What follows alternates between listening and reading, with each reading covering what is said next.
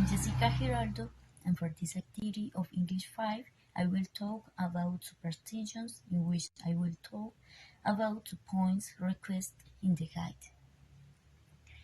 The first one is called Around the World, where I will talk about the elements mentioned in the first audio, based on the superstitions of my country.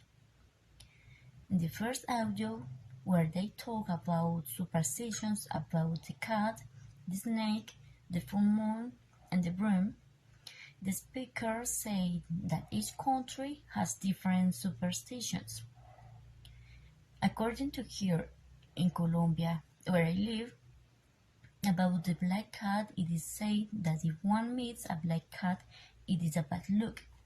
Regarding snakes, it is said that if one kills a snake, it removes an enemy that it has. The superstitions about the full moon is believed that in this phase of the moon, people with mental problems increase their madness. And finally, I end with a well-known superstition, and that is that you should not sweep at night, as this brings bad luck. And compared to the beliefs to other countries, I consider that they are similar, and I consider that the superstitions are in general way. Maybe in some countries the superstitions are more deeply rooted than in other countries. After learning about this, I was interested in learning more, and I realized that India, the most superstitious country in the world. One of these beliefs is not to visit the hairdresser on Thursday and Saturday, because it is considered bad luck. The second country is Japan. One of their beliefs is that the number 4 means death. Therefore, it should not be pronounced. However, it has been discovered that the Spanish are the most superstitious Europeans. 13% of the population suffer from a disease due to anxiety and anguish due to their superstitions.